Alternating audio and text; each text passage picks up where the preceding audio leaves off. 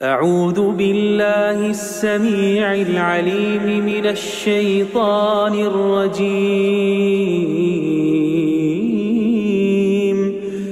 بسم الله الرحمن الرحيم. وقال لهم نبيهم إن آية ملكه أن يأتيكم التابوت فيه سكينة من ربكم وبقية مما ترك آل